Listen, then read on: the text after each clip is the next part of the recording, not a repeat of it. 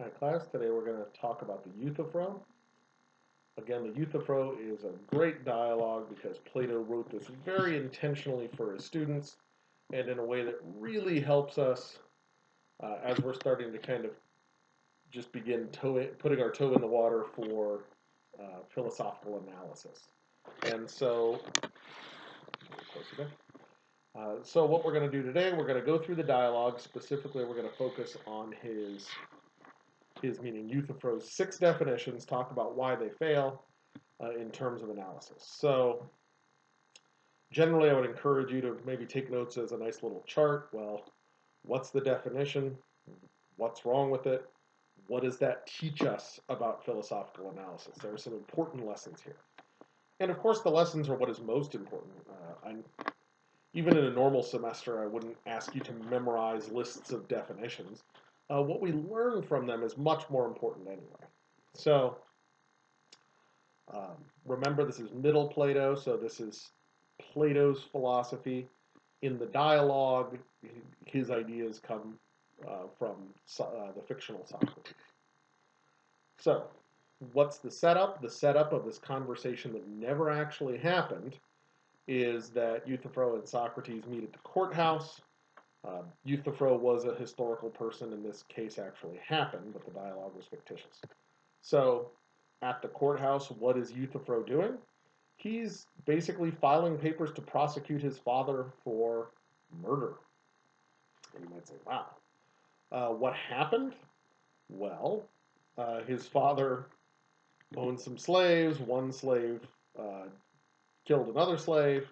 His father tied him up and left him in order to go get the law, what have you. And the slave died of, I think it was in a ditch and it drowned. It was either that or exposure. But point being, you might say that is not a clear-cut case of murder. That doesn't mean it's not murder, but it's certainly not a clear-cut case. And whoa, wait a minute. This is what we've been talking about in part 1 of the paper. Well, here's a controversial case. Is this murder or not? And what do we need to do? Some philosophical analysis to figure it out. And so that's not actually the philosophical analysis they do. Instead, they do something slightly different, which is Euthyphro doing something wrong in prosecuting his father? And so that's how the conversation begins. And so in this fictitious dialogue, they are doing philosophical conceptual analysis of piety. Sometimes it's translated in different texts as holiness. But basically good in the way that the gods give a thumbs up to. So, kind of this relating gods and ethics thing. So they're going to get Euthyphro is the one. Well, let's say a little more. You Socrates basically says, "Wow, Euthyphro, you must have a really clear notion of piety to know that this is the right thing to do." And Euthyphro says, "Of course." And so then Euthyphro is going to start trying to define piety, realize it's nowhere near as easy as he makes it, and we're going to learn a lot along the way. So, first of all, we might say we start with the very, very first definition, which is, and again, I hope you found these in the text and marked them down. And if you haven't, pause and do so. But the first definition of piety, he's going to say, well, look, it's to do what I'm doing, Socrates. It's to prosecute the wrongdoer. So definition 1, to prosecute the wrongdoer. What does Socrates say? Whoa, whoa, whoa, wait a minute. That's just an example. I want what's common to all. I want the form or essence of piety. So the problem, I told you to think of these in terms of necessary and sufficient conditions. We already know this. He gave an example. Examples are always sufficient, not necessary. They're missing that necessary commonality in all, of all. And there's something deeply right about that. But we want to pause here. Are examples useful? Of course examples are useful. It's not that examples are worthless. Think of all the examples I do in the video lectures. Well, of course examples help. Or at least I hope they do. But they don't solve it. If someone asks, what makes a human, and I say, well, here's one, it might help us some, but it doesn't do the job. And that's really the takeaway. In terms of the lesson, Examples help, but they don't get the job done. As I mentioned way earlier in the unit, well, when do we need philosophical analysis? Well, at those fuzzy cases in the middle. So I have cases that are clearly just, cases that are clearly unjust. If I'm at a case in the middle, I can't just say, well, this example is clearly just and this example is clearly unjust. Instead, I have to figure out what's common to all cases of justice and apply.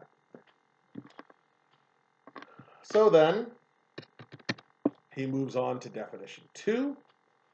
Definition 2 is, well, piety is what is dear to the gods.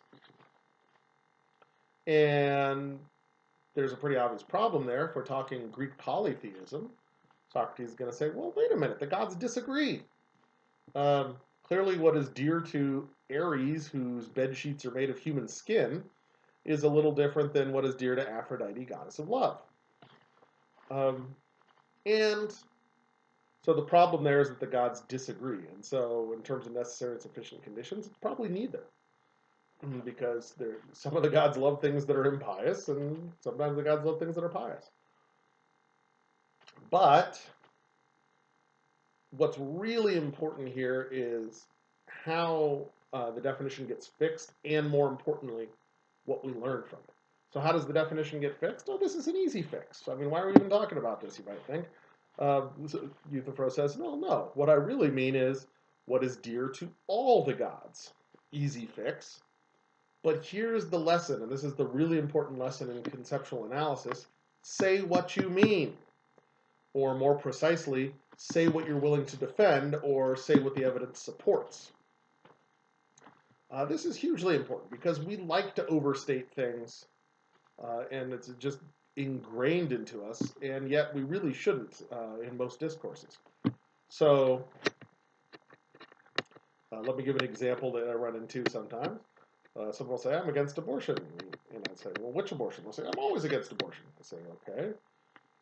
Are you against abortion in the case of rape? Yes. Incest? Yes. What if it's a 10-year-old incestual rape? Yes. What if the pregnancy will lead to the death of the mother? Yes. What about if it will lead to the death of the mother and the infant? And I've never had someone say yes to that question. The point is, pretty much no one, or at least no one I've ever met, is against all abortions, which means they have to say what they mean. Well, which ones are you against and why? And so that's a case where it comes up in a more controversial view. But we have this terrible tendency to put the word all in front of things that's just false. Try saying something true that starts all Christians, and I will be shocked if you could find something that actually is true there. Very rarely, when you're talking about huge groups of people, or all Republicans, or all Democrats, I mean, just say what you mean and leave out the unhelpful labels. That's the lesson that we should be drawing when we move from definition 2 to definition 3. But notice, this is actually a really good topic if you want to do a discussion response on the Euthyphro. Well, talk about some cases maybe of when you didn't say what you meant, or when someone else didn't say what they meant, and it caused some problems, and how we fix it and why it's important. Those kind of topics are really very relevant here and very good to introspect about. Because so often in discourse, someone will say a claim, and the other person they're arguing with will point out, well, it's obviously false because they said it too strong, and then the original person has to kind of go back and readjust and make a softer claim. Say what you mean. Always only say what you're willing to support. So now we're at definition 3. Piety is what is dear to all the gods, or what is loved by all the gods. This is where, hopefully you did your assigned Googling, this is where the Euthyphro dilemma comes into play. It applies directly and especially to definition 3. So I'm going to give a quick version of it here because this isn't the ethics class, but if you're really interested, I have an extended video of just talking about the Euthyphro dilemma on my YouTube channel if you want to watch that for the full kind of This is for the ethics class version of it. But here's the general idea. The Euthyphro the Euthyphro dilemma. Yeah, I'm having trouble talking. The Euthyphro dilemma arises from the Euthyphro question. As soon as we say goodness is what is dear to all the gods, or piety is what is loved by all the gods, etc., Socrates says, well, here's a question. Is it good because the gods love it? Or do the gods love it because it is good? And again, good, pious, you can interchange them there. That's the Euthyphro question. However, this leads to a dilemma. People misuse the word dilemma all the time. A dilemma is not a synonym for problem or hard decision. A dilemma is something very specific. Di means two. So a dilemma is a situation in which there are exactly two options, but you don't want to take either option. That is, both options are undesirable. Anything else is not a dilemma. For instance, if there's three options, it's called a trilemma. So a dilemma, two options, you don't want to take either option. And notice the Euthyphro question leads us that way. Either answer you give, you're not going to like. So is it good because the gods love it, or do the gods love it because it is good? So this still has contemporary ramifications. This is somewhat of a sidebar, but an important one. There is a view of ethics, not a view of religion, of ethics, that is trying to define goodness in terms of what God commands. It is a view called divine command theory.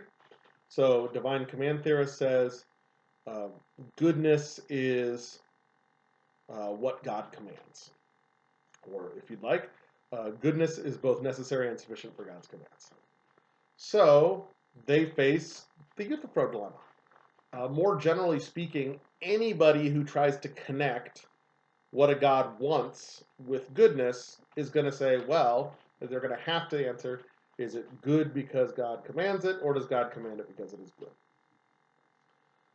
So first of all, this is a question we must ask to anyone trying to connect goodness and the divine.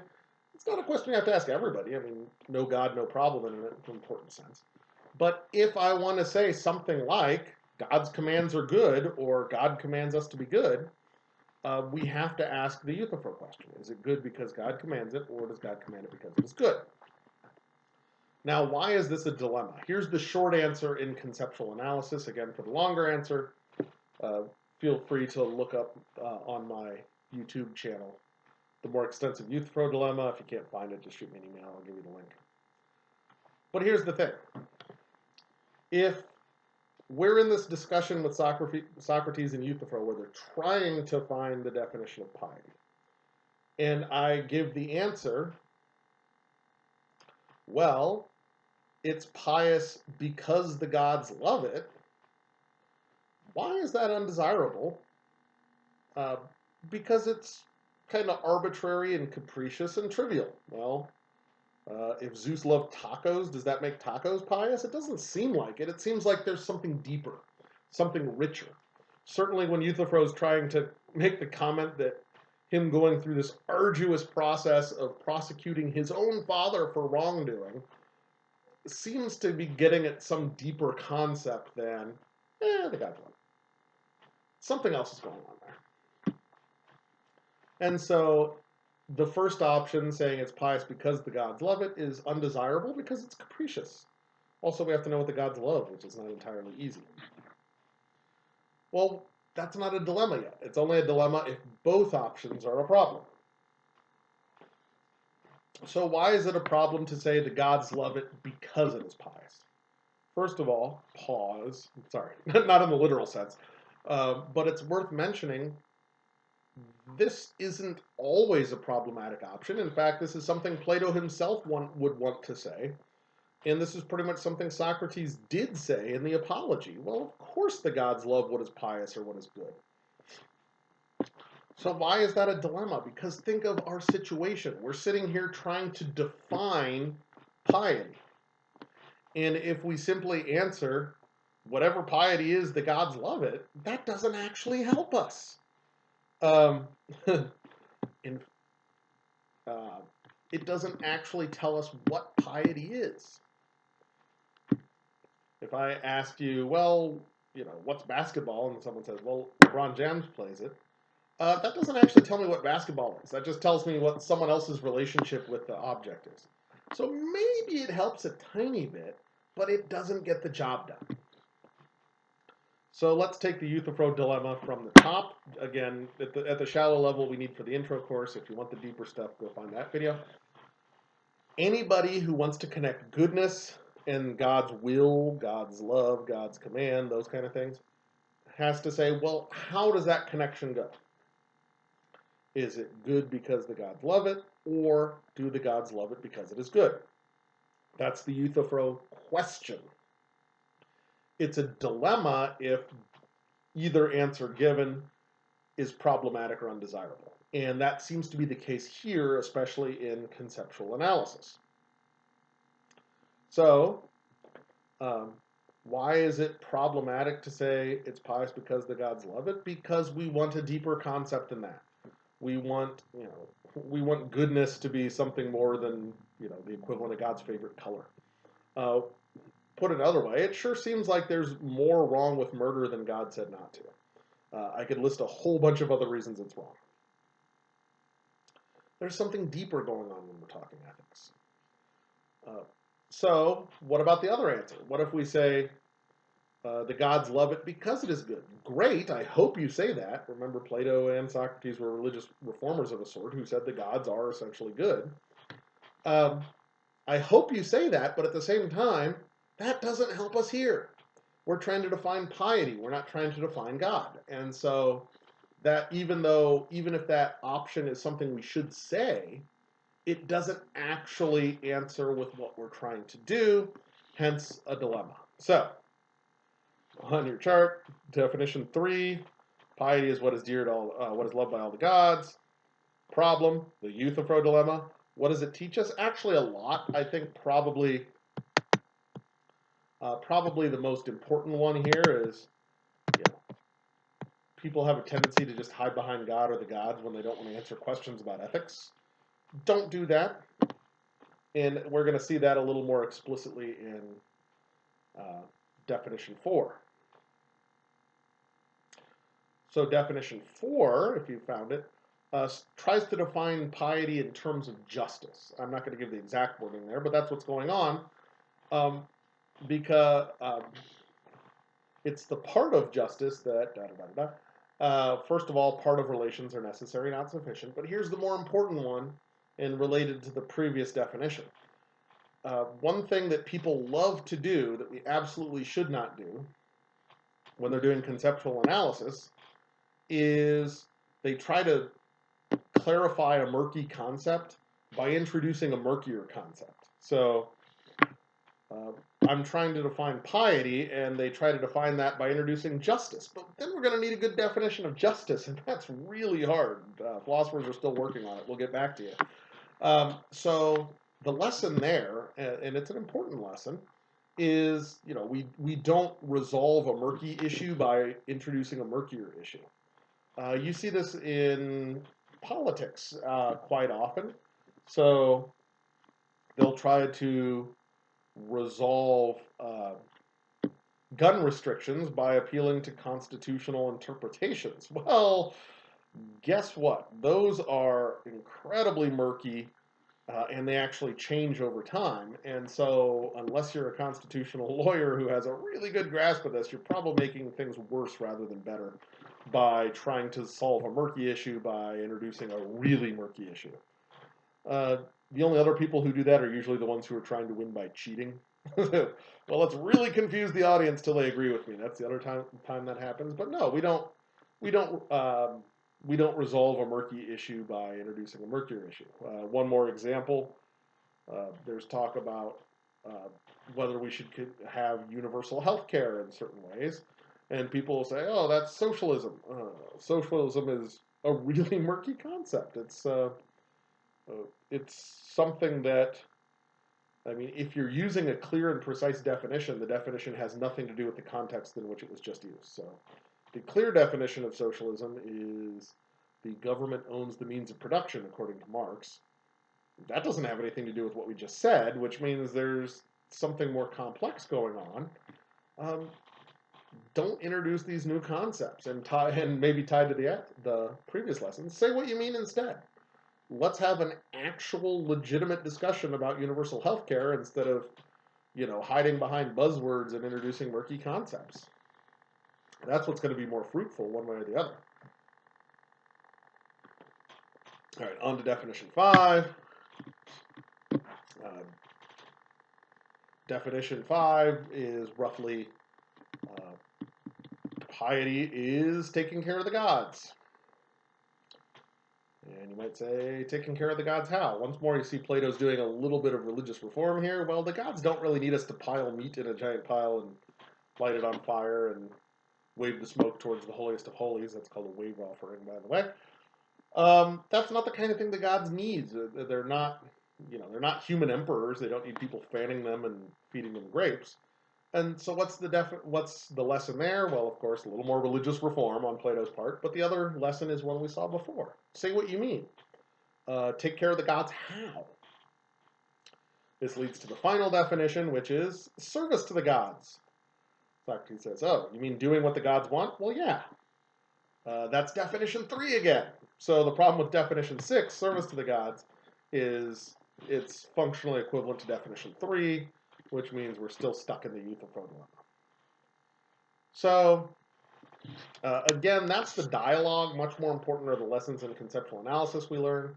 We're looking for necessary and sufficient conditions, but identifying just some of those always helps.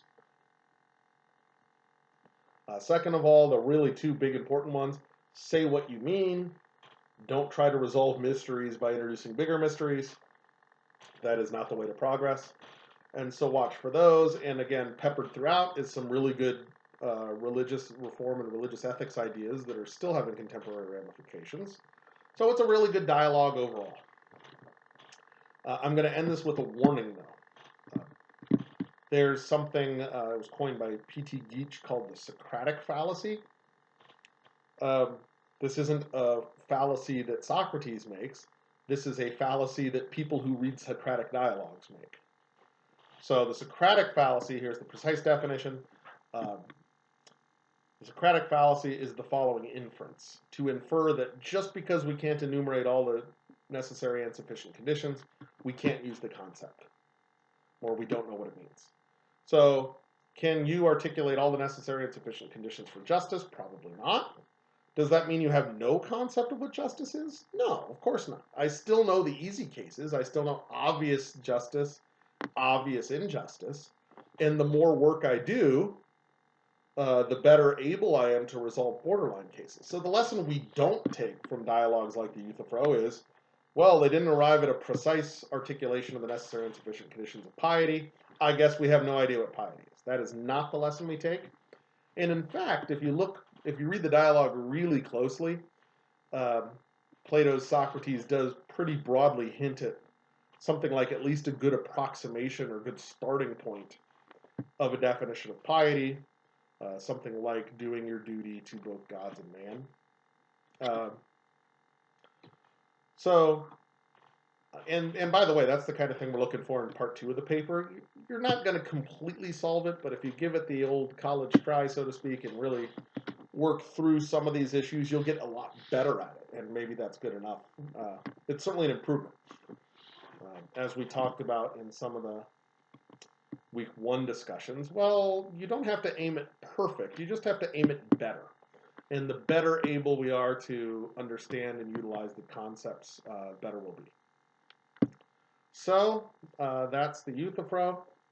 Let me say just a few words about what the next reading is going to be. The next reading is a selection, mishmash of passages from the Enchiridion by Epictetus.